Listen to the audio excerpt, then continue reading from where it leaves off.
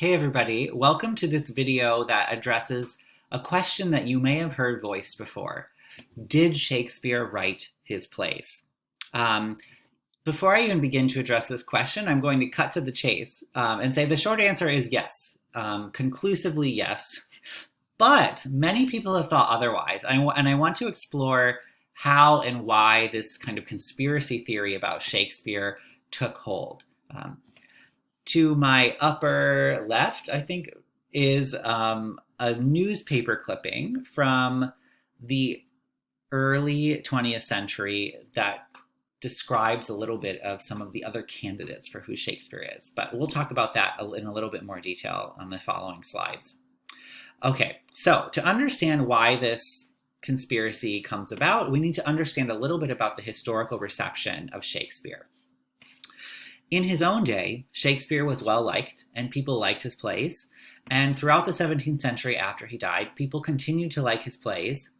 But they liked his plays about as much as they liked other plays in the period. And he wasn't necessarily considered any better or any worse than the other playwrights from the late 16th, early 17th century.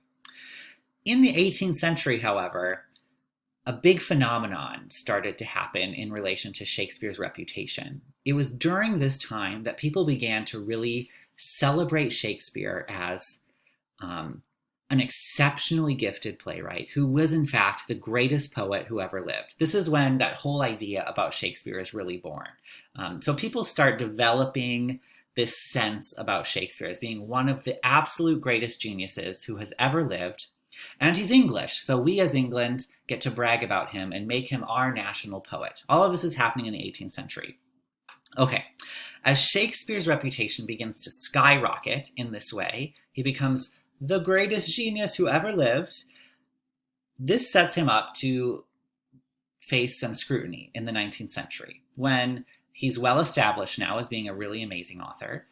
But some readers in the UK and the US begin to doubt that Shakespeare was the one who wrote his plays. And I want to explain why they came to those doubts. These people are known as anti-Stratfordians. You remember that Shakespeare is born in Stratford. So these anti-Stratfordians say, the man from Stratford is not the person who wrote these plays that are so brilliant that no one could ever emulate them. Here are some of their reasons. Shakespeare is not of an impressive aristocratic origin. His father was a glove maker. He is not someone from the upper classes. He doesn't have that kind of fancy background, essentially, as I lift my pinky. He doesn't have that pinky class to him. Shakespeare also did not receive a university education. Many other writers in the period did, like Christopher Marlowe and Robert Greene. He only received a grammar school education, which is kind of like a grade school education. They noted that Shakespeare spells his name differently at times. So clearly, he doesn't know how to spell. He doesn't even know how to write his own name. He could not have written brilliant plays if he can't write his name the same way. Ipso facto, Shakespeare was way too dumb to write his plays. If he's the greatest writer who ever lived, he's not the writer because he's too poor and too uneducated to have been this great genius. It must have been someone else. So, these doubters, these anti-Stratfordians, begin to propose other candidates for who could have written Shakespeare's plays. Elizabeth I is a candidate. Edward de Vere, who is an earl, a kind of like high-ranking title, is another candidate. Francis Bacon, you might remember him as like a kind of founder of the scientific method in the 17th century. They say he must have done it. Or even Christopher Marlowe, that other playwright who did go to university. These are all candidates people have floated as really being the true Shakespeare who wrote under a fake pen name. Okay, so these were their doubts. This is what they said.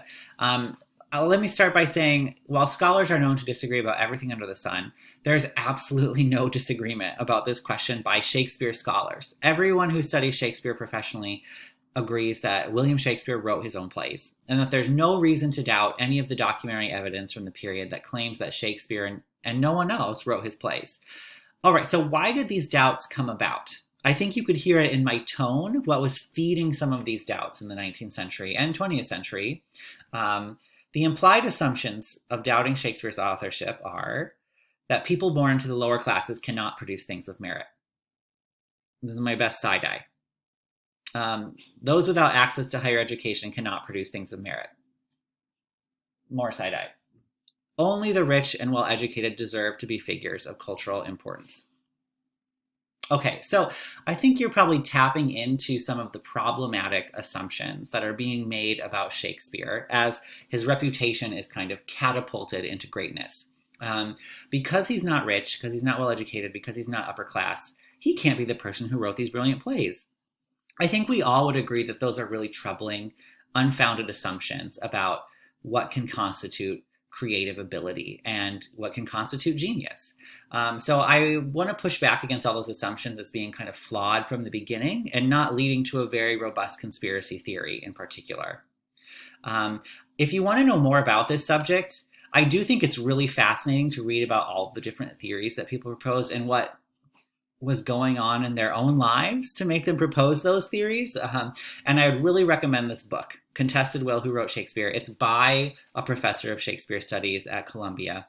And if you want to know even more about these conspiracies, I've posted a video on Oaks with the professor Jonathan Bate, who is another Shakespeare scholar. And finally, I didn't address one of the claims they made against Shakespeare earlier on, that he spelled his names differently at times. That's really common in this period. Go back and look at Spenser, right? Spenser loved to spell words in different ways, and he thought that was a skill. He thought that made him even more talented as an author. So the fact that Shakespeare spells his name in different ways is not indicative of anything other than a culture that enjoyed spelling words, including names, in different ways. Okay, just had to address that final lingering concern. If any of you Shakespeare truthers out there were going to push me on it. So now you know. And that's all I've got to say about the authorship question.